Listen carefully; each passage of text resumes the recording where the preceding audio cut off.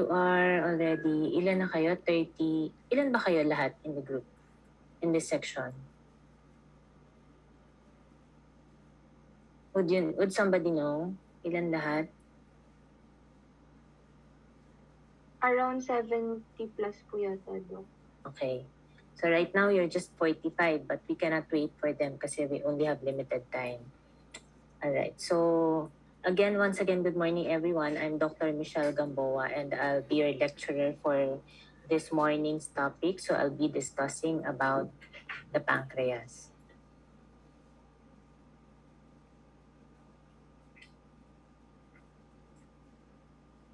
Alright, so the pancreas has two functions and these are exocrine and endocrine functions. But the main topic that I will be discussing is the physiologic roles of insulin and glucagon and the pathophysiology of diseases, especially diabetes mellitus, which is caused by an abnormal secretion or activity of these hormones. So we also have other pancreatic hormones such as your amylin, your somatostatin, and the pancreatic polypeptide. But the functions of these are not as well established as compared to your insulin and glucagon. So yung exocrine function, this will be discussed mainly sa GIT. So these are the learning objectives. You need to understand the endocrine function of the pancreas, the sources and mechanisms of actions of these pancreatic hormones. And we will be discussing the factors involved in the regulation of secretion of the pancreatic hormones, as well as enumerate and explain the effects of insulin and glucagon on carbohydrate, protein, and fat metabolism. So aside from that, we will be discussing the consequences of deficiency and excess of the pancreatic hormones and the manifestations of diabetes mellitus. Bakit ba may 3 Ps? No? What are these 3 Ps? Can you give one, Fatima? Polydip siya, Doc. Okay. What are the other 2 Ps? Polypharmacy po. Polyphagia? Yes, very good. Okay, so we will also explain the manifestations responsible for the signs and symptoms found in diabetes. And of course, aside from hyperglycemia, we will also be discussing hypoglycemia. So we'll give some factors responsible for hypoglycemia and the manifestations of hypoglycemia, why we want to prevent hypoglycemia. So we start with the anatomy of the pancreas. So this is the head, the body, and the tail. Now, the pancreas is composed of two major tissue types, and this is the pancreatic acini, so which secrete digestive juices into the duodenum. And you also have the islets of Langerhans. So within the islets, you have the different types of cells. You have the alpha, beta, the delta, and the PP cell. We will be discussing in the next slide. So these islets of Langerhans, they secrete insulin and glucagon directly into the blood. So there are capillaries there, kung saan nare-release yung secretion nila. So these are the different types of cells. You have here the beta cell, It's the majority of cells in the islet. So it constitutes about 60% of all the cells of the islets, and they lie mainly in the middle of each islet. So this beta cell, they secrete insulin, and along with this, it also secretes your amylin. So what is amylin? It's a hormone that is often secreted in parallel with insulin, although the function of this is still unclear. Now, after the beta cell, you have the alpha cells, the blue ones. So yung alpha cell, it's about 25% of the total cells in the islet, and they secrete glucagon. Next is the delta cell, which is about 10% of the total cells, and it secretes somatostatin. Now, in addition, at least one other type of cell, you have the PP cell, which is present in small numbers in the islets, and this secrete a hormone of uncertain function, which is called the pancreatic polypeptide hormone. Tabulated lang to the different types of cells and the approximate percentage of islet mass along with their secretory products, and these were already discussed in the previous slide. Okay. So these cells in the islets, and they have close interrelations, no, among these cell types in the islets. And this close interrelation, they allow cell-to-cell communication and direct controls of secretion of some of the hormones by the other hormones. So what do I mean by that? For example, you have here the beta cell, which secrete insulin. This inhibits the alpha cell from secreting glucagon.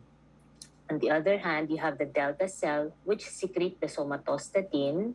This inhibits now the alpha cell and the beta cell from secreting glucagon and insulin respectively. Okay? So is that clear? So yung communication nila will allow direct control of secretion of some of the hormones by the other hormones.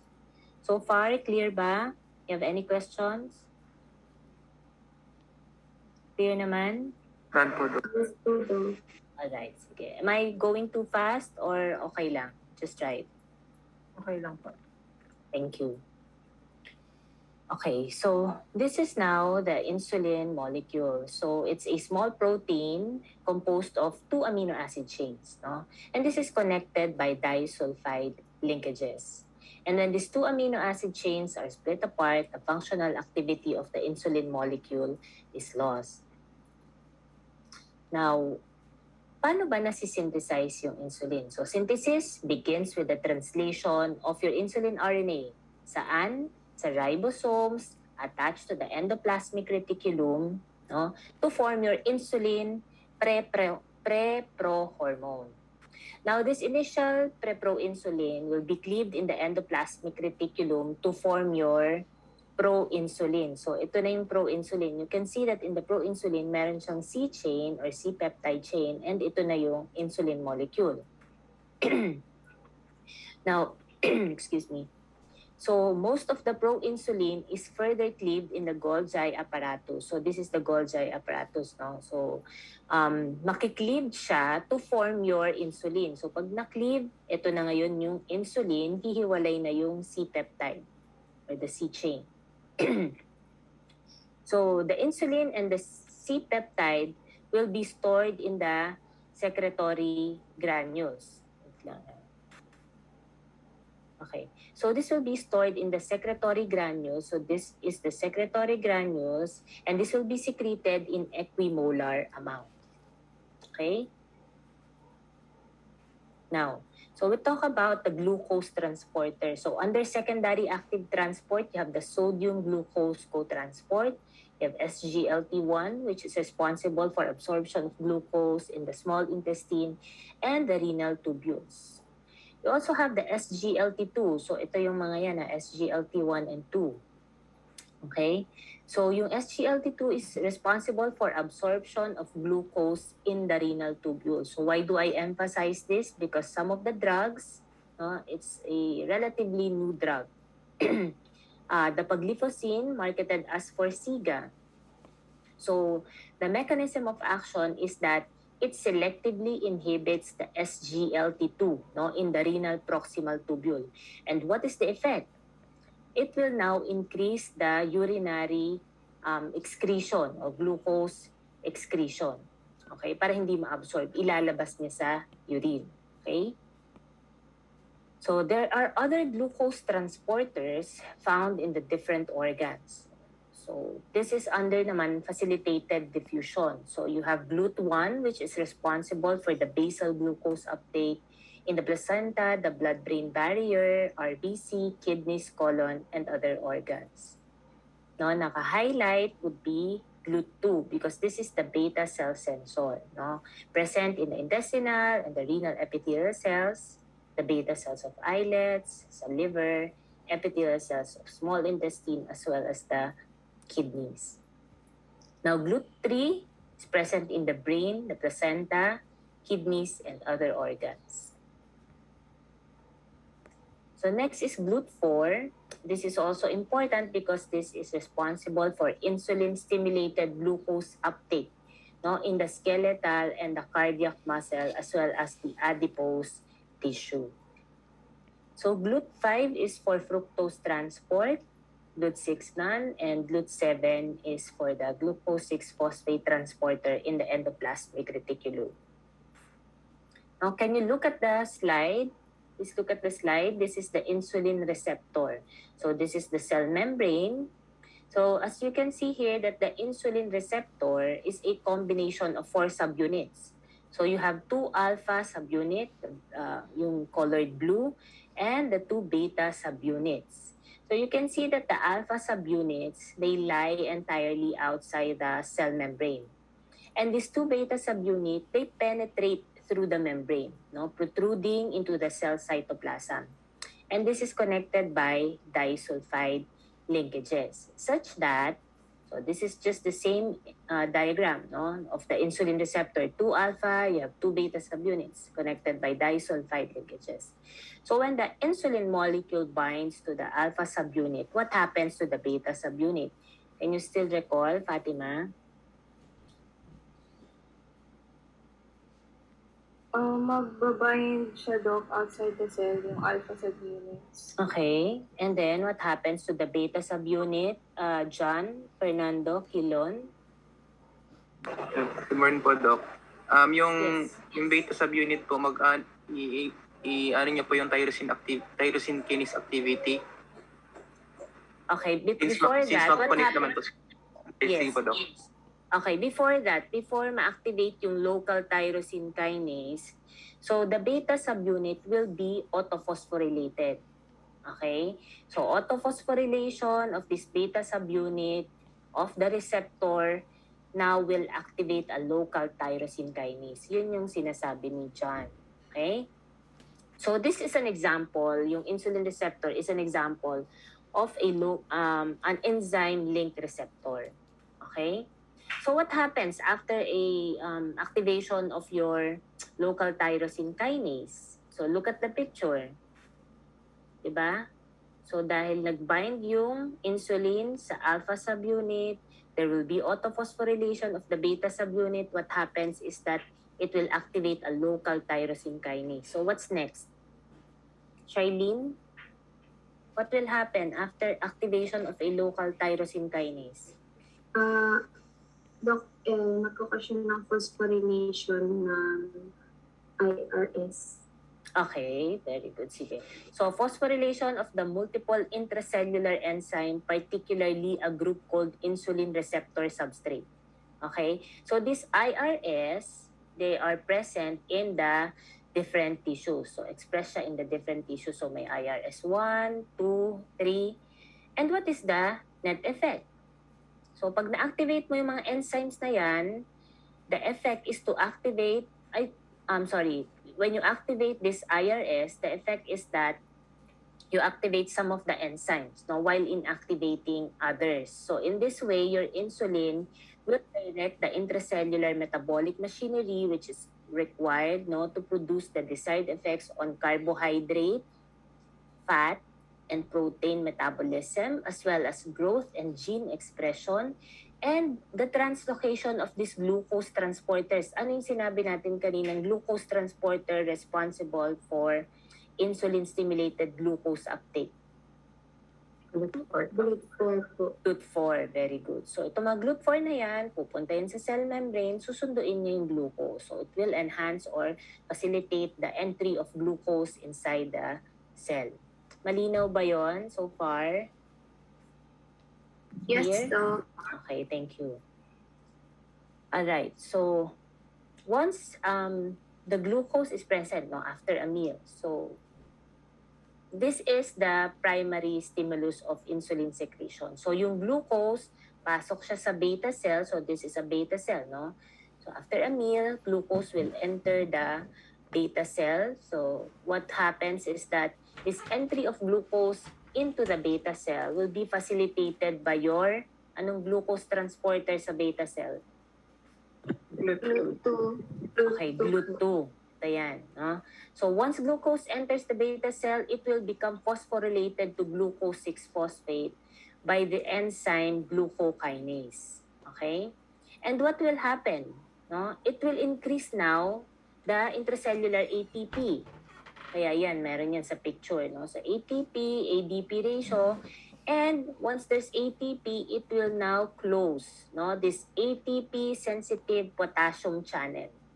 So pag nag-close, there will be depolarization of the beta cell membrane. Pag nag-depolarize, you activate the voltage-gated calcium channel.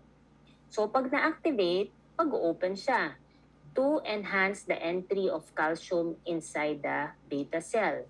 So what will calcium do? Pag increase ang intracellular calcium, this will now cause the fusion. Di ba remember kanina yung insulin na sa loob ng secretory granules, no? So what will calcium do is that it will cause the docking of these insulin-containing vesicles, magdaduct siya sa cell membrane, and the secretion of insulin in the extracellular fluid by exocytosis. Alright? So pag lumabas ang insulin, na-release ang insulin, punta yan from the extracellular fluid, pasok sa circulation, going to the different tissues. Okay? So, ang sabi natin kanina, saan magbabind ang insulin? Alpha subunit. That will cause what? Anong susunod? Autophosphorylation. Very good. Autophosphorylation of the beta subunit. And then what happens? Activates tyrosine kinase. Activation of a local tyrosine kinase. And then IRS. phosphorylation of multiple intracellular enzyme, particularly a group called insulin receptor substrate. So you activate some of the hormones while inactivating others. That would be important in the carbohydrate, fat, and protein metabolism, as well as growth and gene expression, and the translocation of these glucose transporters, yung GLUT4, that will facilitate the entry of glucose inside the cell. So far, malinaw? Okay. Now, we will now discuss the effects of insulin on carbohydrate metabolism. So, ano bang effect niya? So, after a meal, so what happens to the blood glucose after a meal? Is it increase or decrease? Increase, mataas, syempre. So this immediately, after a meal na high carbohydrate meal, the glucose that is absorbed, no, into the blood will cause now or will stimulate the beta cell to secrete insulin. Okay, so yan. The pancreas will be stimulated to produce insulin. And this insulin, in turn, will cause rapid uptake, no, storage, and the use of glucose. Siyempre, pag mataas yan, nakapasok ka sa cell. So, example, sa skeletal muscle. No, yun na yung gagamitin ng muscle mo as a source of energy. Okay? And yung mga sobra, of course, iso-store niya. Diba? So, what is the storage form of glucose? Glycogen. Glycogen, very good. So, synthesis and storage of glycogen. And this is, yung glucose na yan, it will be used by almost all tissues of the body, especially sa muscles, sa adipose, and sa liver. So these are our target tissues, no? Muscle, liver, and the adipose. Okay, so say that insulin will promote muscle glucose uptake and metabolism, but remember, during much of the day, no, the muscle depends on fatty acids and not glucose as source of energy. Bakit? Why is that? Bakit during much of the day, sa fatty acids pala tayo nagde-depend, yung muscle, as source of energy? What's the reason for that?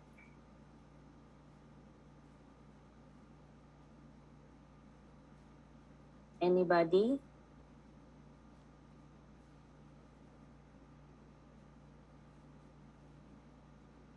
Wala? Okay, so because the normal resting muscle is only slightly permeable to glucose, no? That's why we depend on fatty acids. So between meals, pag hindi ka kumakain, mababa ang blood glucose. The amount of glucose is too small to promote significant amount of glucose entry into the cell. So look at this diagram. This is a quantitative effect of insulin to facilitate glucose transport through the resting muscle. So you can see here two lines, green and red. And the x-axis is the extracellular glucose. The y is the intracellular glucose. So you can see here that the lower curve labeled control, no, it shows the concentration of free glucose measured inside the cell.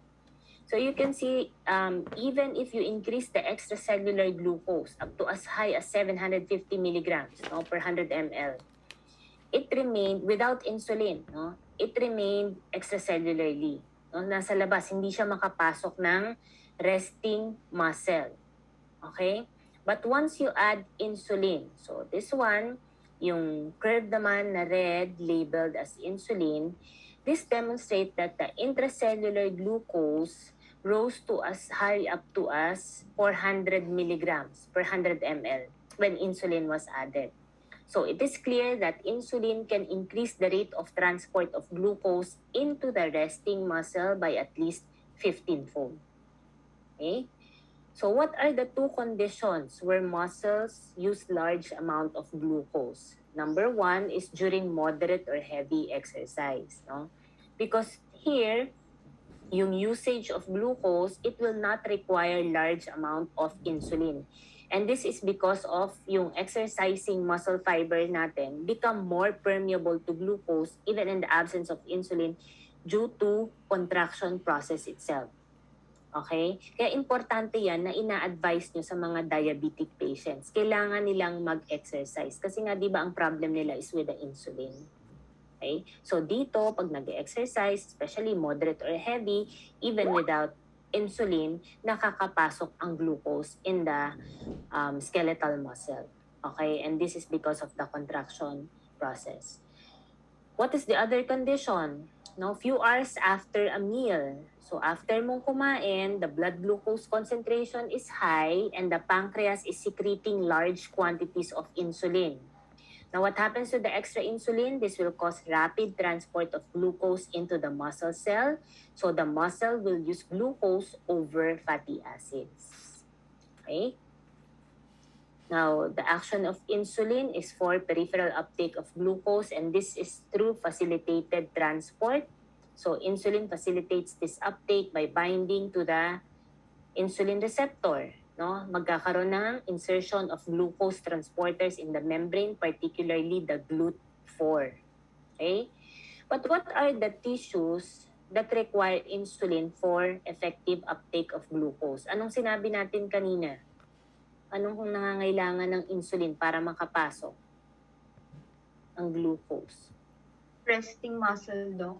Yes, very good. You emphasize the resting, no? The word resting. Kasi nga, syempre, pagka exercising muscle, hindi na kailangan ng insulin.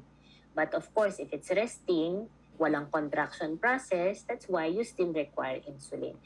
Ano pa yung isang tissue? Adipose. Adipose tissue, very good. Okay, what about sa liver? Required ba ang glucose sa liver?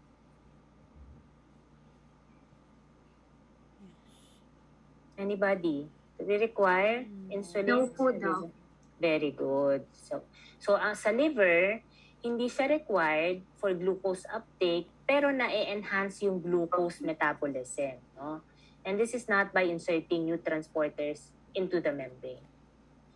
So ano naman yung mga tissues in which hindi siya affected ng insulin? Ibig sabihin, kahit walang insulin, mababa yung insulin, freely they can go around or they can go to these tissues or these organs.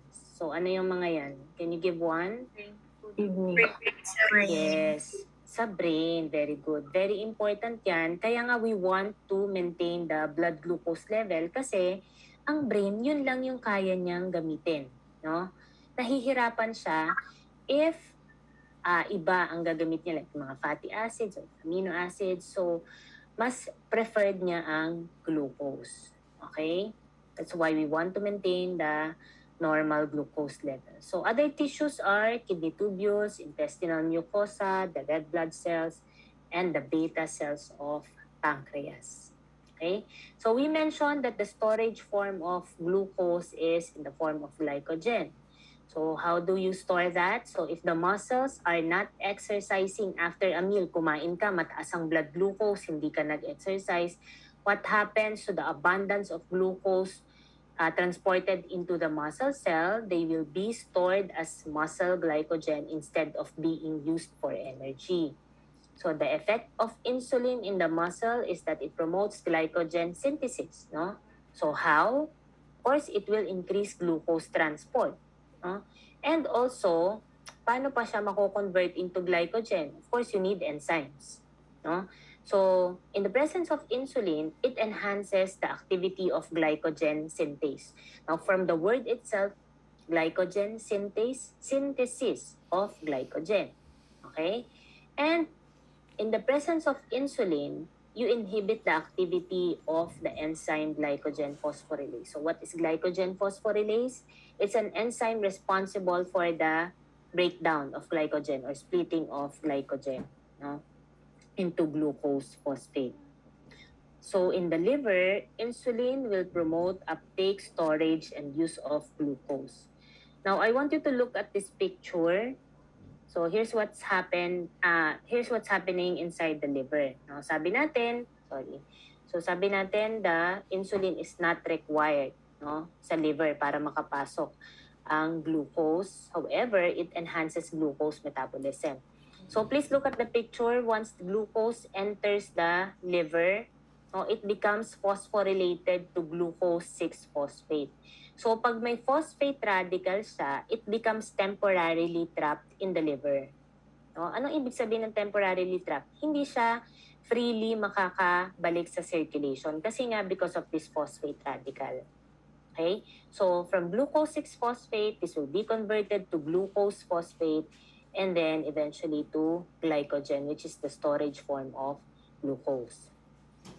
So the effects of insulin in the liver, it has anabolic and anti-catabolic effects. So, ang anabolic effect niya would be promoting glycogen storage and promoting glycolysis. Ano ba yung glycolysis? Breakdown of sugar. So, glucose is converted into pyruvate so to provide cells with energy. So, anti-catabolic effect naman would be inhibiting glycogenolysis. Inhibit lysis of glycogen kasi you want nga synthesis and storage of glucose in the form of glycogen. So it also inhibits gluconeogenesis. Ano yung gluconeogenesis? Just a review. Formation ng sugar po using other compounds po other than sugar. Okay, this is formation of glucose using non-carbohydrate substrate, no? Such as yung mga fatty acids, amino acids, and the like. Okay? So, this is just to emphasize, a picture, same lang yung kanina, just to emphasize that in the presence of insulin, you inhibit or inactivate the liver phosphorylase enzyme. So, yan yung phosphorylase that is responsible for splitting or breakdown of your glycogen to glucose phosphate. Okay? So, again, in the presence of insulin, you enhance the uptake of glucose by increasing the activity of the enzyme glucokinase. Okay? And also, in the presence of insulin, nai-increase yung activity ng enzyme that will promote glycogen synthesis. And as mentioned, it is the glycogen synthase enzyme. So the net effect of all of these actions is to increase the amount of glycogen in the liver. So yung glycogen can increase to a total of about 5 to 6% of the liver mass, which is equivalent to almost 100 grams of stored glycogen in the whole liver. Okay, clear ba yon? That clear? Okay, so what happens between meals? So you know that when you don't eat, no, between meals, kunyari, breakfast and then lunch. So between breakfast and lunch, what happens to the blood glucose? Is it increase or decrease? Decrease. Decrease, mababa. Okay, so glucose is released from the liver between meals. Kasi syempre, di ba sabi natin kailangan mong ma-maintain yung blood glucose level. So yung liver ang nagre-release niyan pag hindi ka kumakain. So decreasing blood glucose, of course, would also decrease insulin secretion. And when there is lack of insulin, mare-reverse lahat yung effect for glycogen storage, stopping further synthesis of glycogen in the liver and preventing further uptake of glucose by the liver from the blood. Okay? Also, when there is lack of insulin, you now activate the enzyme phosphorylase. Diba? Ito yung responsible for the breakdown or splitting of glycogen to glucose phosphate. And you also activate the enzyme glucose phosphatase. So ano naman tong glucose phosphatase? Remember, sabi natin kanina, once the glucose enters the liver, it becomes phosphorylated to glucose 6-phosphate.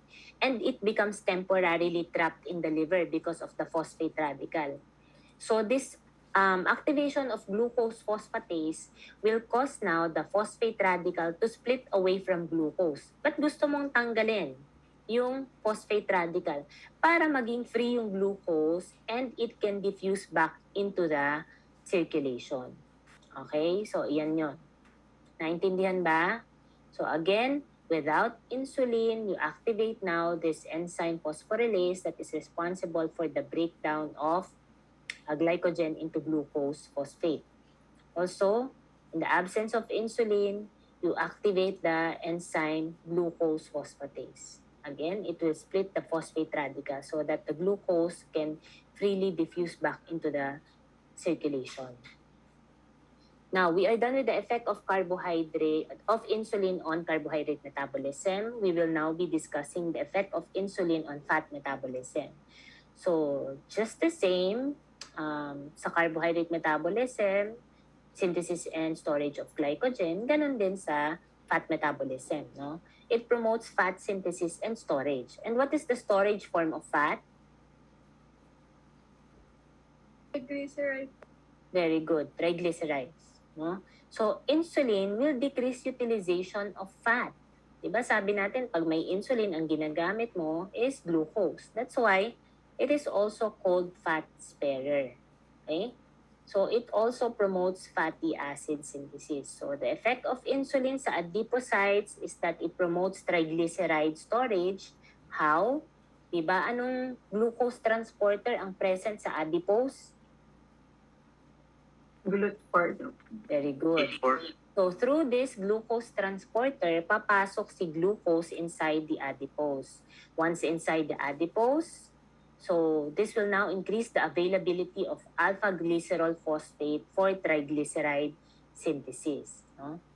And once there's insulin, isang effect pa niya sa adipocyte is that it inhibits the intracellular lipolysis by inhibiting the enzyme, no? Hormone-sensitive lipase. Okay? So, this one is just a picture of your adipose cell. Ang sabi natin kanina, glucose transporters niya is GLUT4. So, makakapasok si glucose inside the adipose to this GLUT4. And then, a minute amount will be used to form your fatty acids. But most importantly, ito yung importante niyang ginagawa, no? It also forms large quantities of your alpha-glycerol phosphate. And this alpha-glycerol phosphate will now supply the glycerol that will combine with fatty acid. So magko-combine yan, alpha-glycerol phosphate with your fatty acid. It now will be converted to triglyceride, which is the storage form of fat, okay, in the adipose cells. Now, sa liver, insulin increases the transport of glucose into the liver cells. However, after 5 to 6% of glucose concentration in the liver, what happens? Nai-inhibit mo na yung further glycogen synthesis. Ang dami mong kinain. What happens to the extra glucose entering the liver cell? It will now be converted to fat. Okay? Kaya kahit sabihin yung, Doc, ba't ganun ang taas ng cholesterol ko, hindi naman ako kumakain ng mga fatty foods, no? So, puro carbo nga lang ako, Doc, eh. So, this will now explain. Paano ba nako-convert yung glucose to fat? Remember, in the glycolytic pathway, no, what happens? The glucose will now be split into pyruvate. Okay? So, itong pyruvate na to will be converted to your acetyl-CoA, which this is an important substrate from which the fatty acids are synthesized. Okay? So, other factors would be when there is excess amount of glucose that are being used for energy, no? Puro glucose yung ginagamit mo sa a source of energy. So, there is excess citrate and isocitrate formation in the citric acid cycle.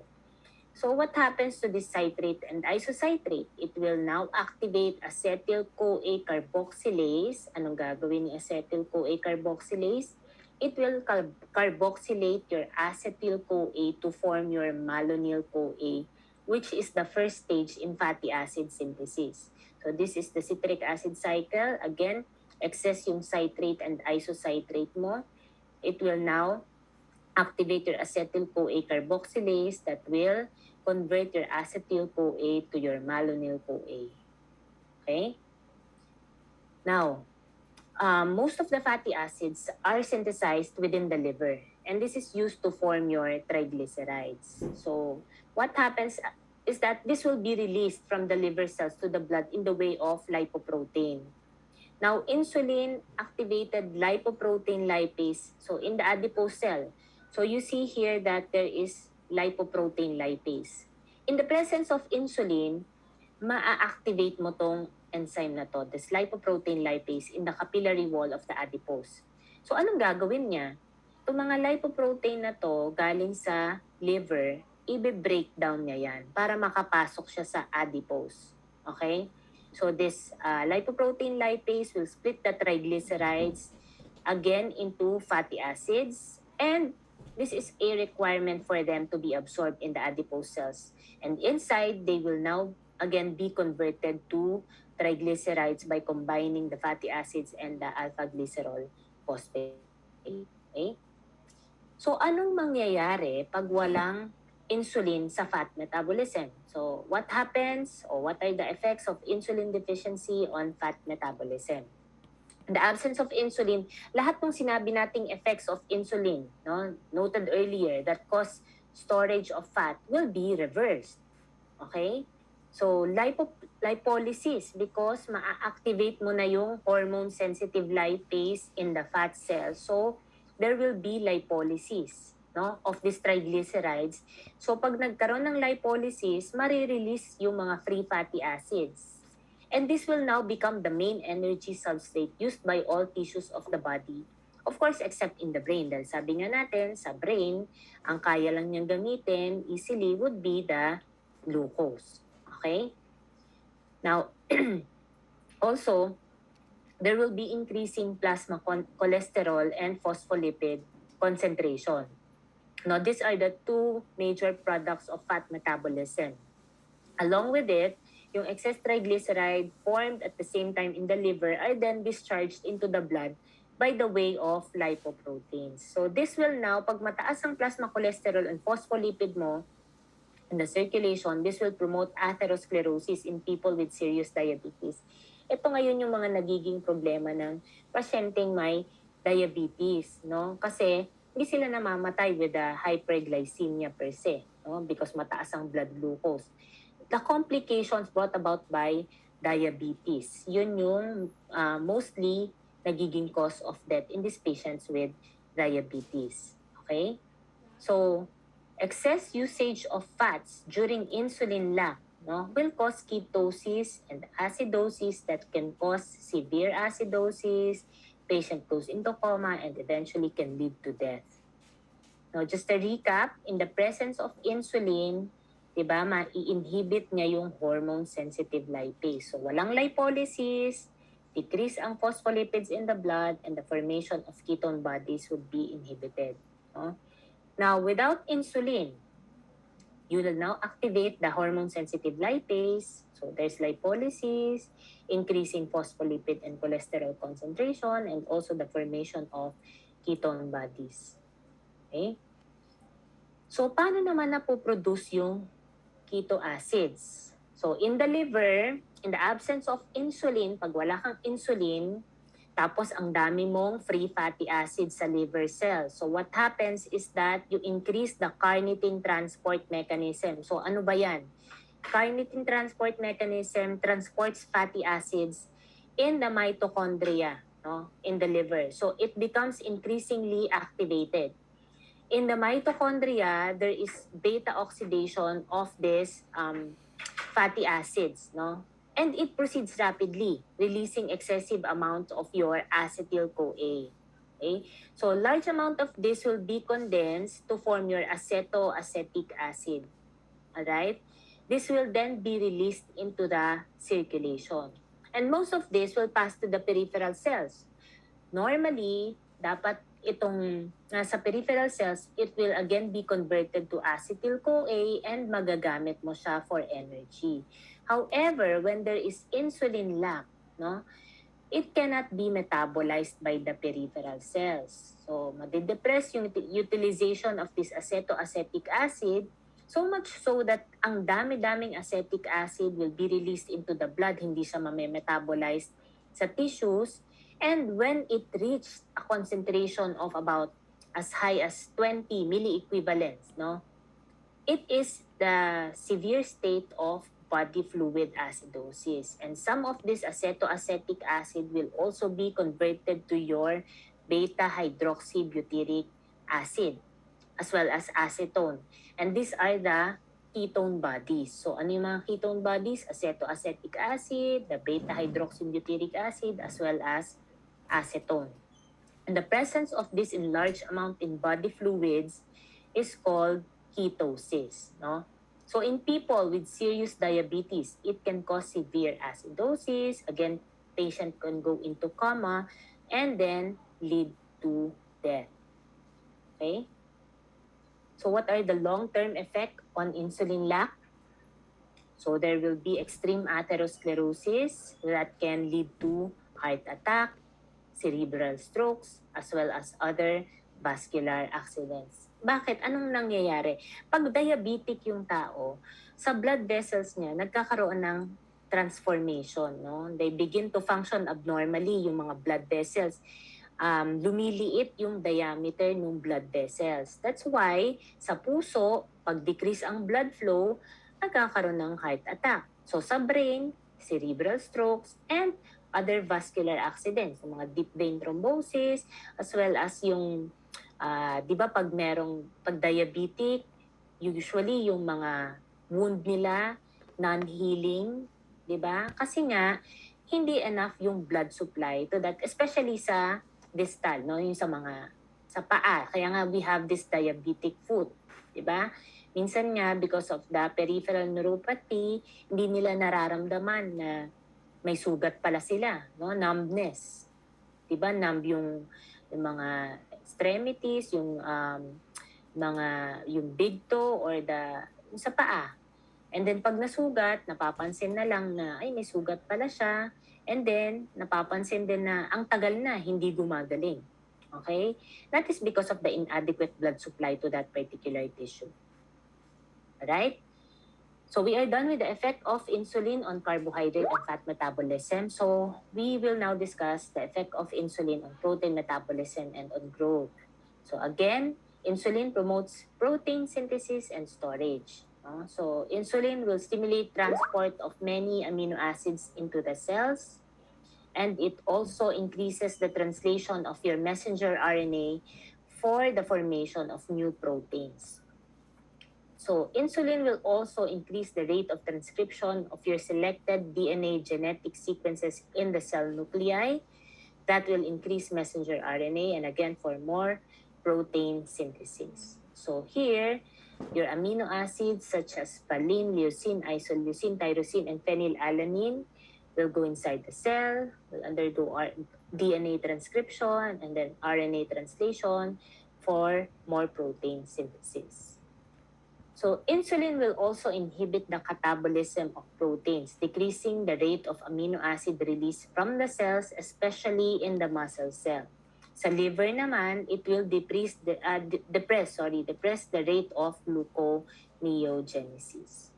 So it will conserve the amino acids in the protein stores of the body. So paano naman pag walang insulin? What happens to protein metabolism? When there is insulin lack, there will be protein depletion kasi nga walang protein synthesis, so madideplete yung protein mo and the plasma amino acids will remain in the blood, no? So, hindi siya makakapasok into the cell. So, there will also be increased protein catabolism, your protein synthesis will stop, and large quantities of the amino acids will be dumped into the plasma. So, iyan na ngayon ang mangyayari. So, there will be protein wasting. So, minsan may makikita kayong mga diabetic na from medyo on the heavier side, obese, biglang pumayat. No? Kala nyo nag-diet and hindi nyo alam because of the protein wasting pala. No? And what will the patient manifest is that magkakaroon ng extreme weakness. And of course, yung medyo nakakatakot dyan would be the deranged function of the organs. Okay, so what are the other effects of insulin? So, insulin and growth hormone. Now, this diagram shows the pancreatized and hypophyseectomized rat. So, tinanggal nila yung pancreas, so wala kang insulin. Tinanggal ang pituitary, so wala kang growth hormone. So, inobserve nila kung magkakaroon ba ng growth doon sa rat na yon. So, they observed that without therapy, it hardly grows at all. So, but they administered either growth hormone alone or insulin alone, so wala pa rin, almost no growth. No? Yet, when they combine this growth hormone and insulin, it causes dramatic growth. So, anong ibig sabihin niya? This insulin and growth hormone, they interact synergistically to promote growth. No? Because of this promotion of cellular uptake of different selection of amino acids, which is required if growth is to be achieved. Now, aside from that, ano pang ibang effect ng insulin? Sa potassium, no? Insulin will pump potassium into the cell by increasing the activity of your sodium-potassium ATPase in most body tissue. So this is very important because it is used to treat acute life-threatening hyperkalemia. Example, may pasyente kayong hyperkalemia of renal failure, no? Yung hyperkalemia will be successfully lowered, no, by simultaneous administration of insulin and glucose. So, ba't kailangan pang may glucose? Sabi nyo, insulin lang yung kailangan para ma-facilitate yung entry ng insulin into the cell. No? Yung glucose is given to prevent severe insulin-induced hypoglycemia from developing. You want to treat the hyperkalemia of renal failure. Kaya lang when you give insulin, babagsak ang glucose. That's why you give concomitant glucose, no, along with insulin. Okay, so the principal actions of insulin, rapid, intermediate, and delayed. So pag rapid, within seconds, no, it increases transport of glucose, the amino acids, and potassium into insulin-sensitive cells. So pag intermediate, within minutes, dito na magsa-start yung protein synthesis, inhibiting protein catabolism. It also stimulates glycogen synthase, the enzyme responsible for glycogen synthesis, and other glycolytic enzymes. It will also inhibit phosphorylase enzyme. This is the enzyme responsible for the breakdown of your glycogen and other gluconeogenic enzymes. So pag delayed within hours, this will now increase messenger RNAs for lipogenesis. So ito, just the same nung kanina, di ba sabi natin, once there's hyperglycemia, so mataas ang glucose, papasok siya. This is within the beta cell, ha? Pasok ang glucose inside the beta cell. This is through GLUT2, no, transporter. And it will be phosphorylated to glucose 6-phosphate, yielding now your ATP. Ito kaya ko lang inulit just to emphasize that some drugs, no, such as ito, itong SUR, sulfonylurea drugs. So ito, this will work by inhibiting the ATP-sensitive potassium channel. Magbabind siya dyan, no, to inhibit the ATP-sensitive potassium channel. So, pag binlock niya yung activity niyan, this will now result to depolarization of the beta cell membrane. Pag nag-depolarize, sabi natin kanina, anong kasunod? Patricia Remigio. Ano ulit yung question doon? You're not listening. So what happens once there is depolarization of the beta cell membrane? What's next? Jemuel, can you answer? Doc, ma-activate po niya yung calcium channels po. Very good. Okay? Once there's depolarization, you activate the voltage-gated calcium channel. So pag na-activate, Adeline, what will happen? Activate yung voltage-gated calcium channel. There will be docking po, Doc. I-increase muna yung calcium. Okay? Sige. So, pag mataas na yung intracellular calcium, this will now cause the docking of this insulin-containing secretory granules into the cell membrane para ma-release yung insulin through the extracellular fluid by